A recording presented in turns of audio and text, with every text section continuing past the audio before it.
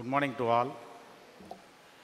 கனவை நனவாக்கிய மருத்துவ மாணவர்களுக்கும் அவரை சார்ந்த பெற்றோர்களுக்கும் முதற்கண் என் வாழ்த்துக்களை தெரிவித்துக் கொள்கிறேன்.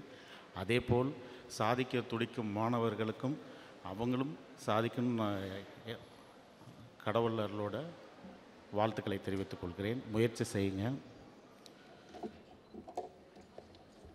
இப்போ என்கிட்ட என்னென்னா, இப்போ நான் 24 வருஷம் ஃபஸ்ட்டு ஆக்சுவலி இங்கே எலிமெண்ட்ரி ஸ்கூலில் தான் நான் ஆக்சுவலாக படித்தது. அம்மம்பாளையம், இது என்னுடைய ஊர், பிறந்த ஊர். இந்த ஸ்கூலில் தான் படித்தேன், எலிமெண்ட்ரி ஸ்கூலில். அடுத்தது பாய்ஸ் ஹை ஸ்கூலில் படித்தேன். அப்போ 40 சீட் தான் கவர்மெண்ட் காலேஜ். எம்பிபிஎஸ்க்கு அடுத்தது 0.2 0.5, அதுக்கு அடுத்தது கவர்மெண்ட் கோட்டாவில் ப்ரைவேட் காலேஜ் தான் வரும். ரொம்ப டிஃபிகல்ட். இப்போ நீட் காமனாக்கி எளிமையாக கிடைக்கிற மாதிரி இருக்கிறனால ஸ்ட்ரெஸ்ஃபுல்லாக படிக்க வேண்டாம்.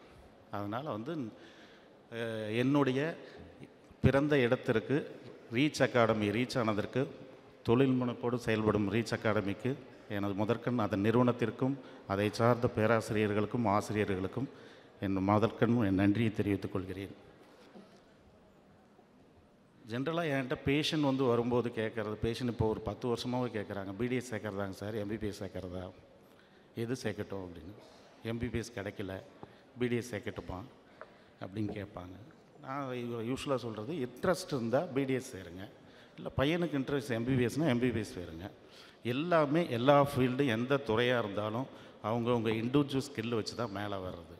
யாரும் ஸ்கில்லும் கான்ஃபிடென்ட்டும் இல்லைன்னா மேலே வர்றது கஷ்டம். அதனால் எம்பிபிஎஸ்ஸாக இருந்தாலும் சரி, பிடிஎஸ்ஸாக இருந்தாலும் சரி, அது ஒன்றும் பெரிய பிரச்சனை இல்லை. அதை சார்ந்து மற்ற துறைகளும் இருக்குது.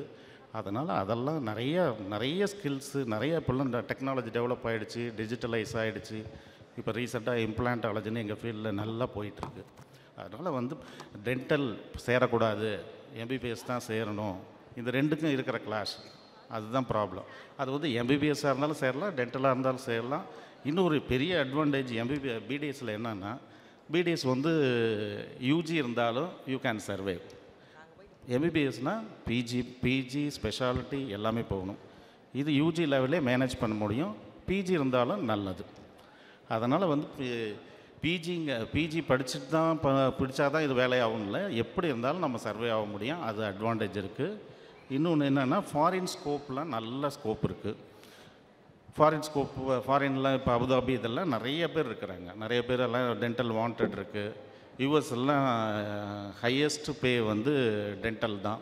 ஸோ இந்த மாதிரி நிறைய டென்டல் ஃபீல்டு ரொம்ப கீழெல்லாம் இல்லை. அது நிறைய பேர் டென்டல் கீழே இது சேரக்கூடாது, வேறு ஃபீல்டு போகிறேன் அப்படின்னு நினைக்கிறாங்க. அது என்கிட்டே இப்போ கிளினிக்கில் நிறைய பேர் கேட்குறாங்க. ஸோ அது மாதிரிலாம் ஒன்றும் பிரச்சனை இல்லை. உங்களுக்கு எது இன்ட்ரெஸ்ட்டோ அதை நம்ம பண்ணலாம். இன்ட்ரெஸ்ட் இருக்கிறவங்க எம்பிபிஎஸ்ஸாக இருந்தாலும் எடுக்கலாம், பிடிஎஸ்ஸாக இருந்தாலும் எடுக்கலாம்.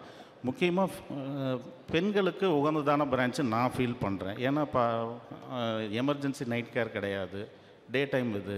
அதனால் ப்ளசண்ட்டாக லைஃப்பை ரன் பண்ணுறதுக்கு டென்டல் ஃபீமேலுக்கு எக்ஸ்க்ளூசிவாக பெட்டராக இருக்கும் அப்படின்னு நான் ஃபீல் பண்ணுறேன். அதனால் ஃபாரின் ஸ்கோப்லாம் இதில் நல்லாவே இருக்குது.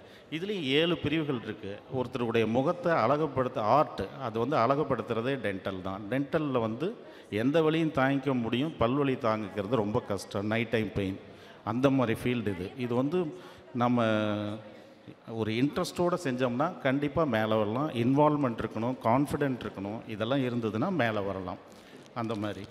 அதனால் எந்த துறையாக இருந்தாலும் ஃபோக்கஸ் இருக்கணும், ஹார்ட் ஒர்க் இருக்கணும், கன்சிஸ்டன்சி இருக்கணும், க்ரியேட்டிவிட்டி சிந்திக்கும் திறன் இருக்கணும், ஸ்மார்ட் ஒர்க் இருக்கணும். இப்போல்லாம் ஸ்மார்ட் ஒர்க்கும் தேவைப்பட்டால் தான் சீக்கிரம் மேலே வர முடியும். அதனால் இந்த மாதிரிலாம் இருக்குது. டென்டல்லையும் 7 பிரிவுகள் இருக்குது, 8 பிரிவுகள் இருக்குது. எண்டோடான்டிக்ஸு, ஆர்த்தோடான்டிக்ஸு, பீடோடான்டிக்ஸு, ப்ராஸ்தோடான்டிக்ஸு, ஓரல் பத்தாலஜி, இது மாதிரி.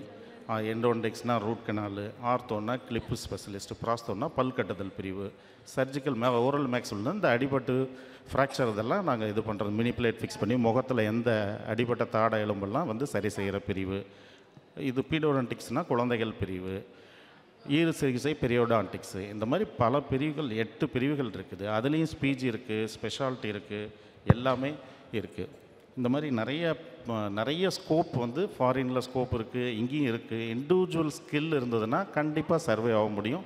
இப்போல்லாம் எல்லாமே சேச்சுரேட் ஆகிட்டுருக்கு. எம்பிபிஎஸும் சேச்சுரேட் ஆகிருக்கு, பிடிஎஸும் சேச்சுரேட் ஆகிருக்கு. சேச்சுரேஷனுங்கிறது எல்லா ஃபீல்ட்லையும் இருக்குது. அதனால் எல்லாமே பிடிஎஸ் சேச்சுரேட் ஆகிடுச்சு, அதனால் பிடிஎஸ் சேத வேண்டாம். எம்பிபிஎஸ் சேச்சுரேட் ஆகி எம்பிபிஎஸும் இப்போ நிறைய காலேஜஸ் வந்துருச்சு. அதனால் சேச்சுரேஷனுங்கிறது மேட்ரு இல்லை. நம்ம வந்து எந்த இன்வால்மெண்ட்டோட எவ்வளோ கன்சிஸ்டன்சியோட ஹார்ட் ஒர்க் பண்ணுறோமோ அதை பொறுத்து நமக்கு எஃபர்ட் கண்டிப்பாக கிடைக்கும்.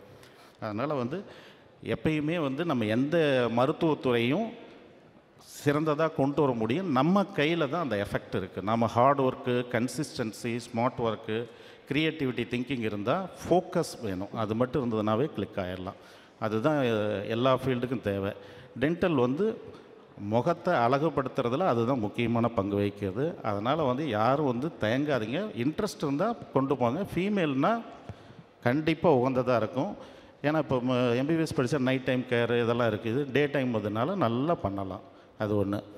இன்னொன்று என்னென்னா, இது வந்து இன்னொன்று நானே இப்போ எப்படி நீங்கள் நிறைய பேர் பார்த்தேன், பேரண்ட்ஸ் ஆனந்த கண்ணீர் விட்டது நல்லா எனக்கே ஃபீல் ஆச்சு. ஏன்னா என் பையன் இப்போ தான் இன்னாக்ரேஷன் சர்மீத் 590 எடுத்துகிட்டு ரெகுலர் பேட்சில் +2 ரெகுலரில் 590 எடுத்துகிட்டு கவர்மெண்ட் திருவண்ணாமலை இதில் தான் நான் அதே மாதிரி தான் ஃபீல் பண்ணேன். அதனால் எப்பயுமே நம்ம இது வந்து பசங்களுக்கு வந்து எப்பயுமே கைண்டாக அப்ரோச் பண்ணணும். பேரண்ட்ஸ்க்கு நான் சொல்ல வந்தது என்னென்னா, கைண்ட் அப்ரோச் இருக்கணும். அதுவும் ஜனவரி ஆரம்பிச்சிருச்சு அப்படின்னா, நம்ம நீட் மே மாதம்னா ஜனவரியிலேருந்து அதிகம் பசங்களை என்கரேஜ் பண்ணிகிட்டே வரணும். மார்க் குறையுதுன்னு வந்து இது டிப்ரெஸ் ஆகிடும். பேரண்ட்டும் டிப்ரெஸ் ஆகக்கூடாது, பையனும் டிப்ரெஸ் ஆகக்கூடாது. அதை நான் பர்சனலாகவே ஃபீல் பண்ணியிருக்கேன். அதனால் ஜனவரியிலேருந்தே நீங்கள் வந்து மோட்டிவேட் பண்ணிக்கிட்டே இருங்க. முடிஞ்ச அளவு மோட்டிவேட் பண்ணுங்கள். என்ட்ரன்ஸ் எழுதுகிற வரைக்கும் அவங்க கீழே விழுகிறப்பெல்லாம் தூக்கி விடுங்க. கான்ஃபிடன்ஸ் லெவல் குறையும் போது தூக்கி விடுங்க. அழகாக மேலே வந்துடலாம்.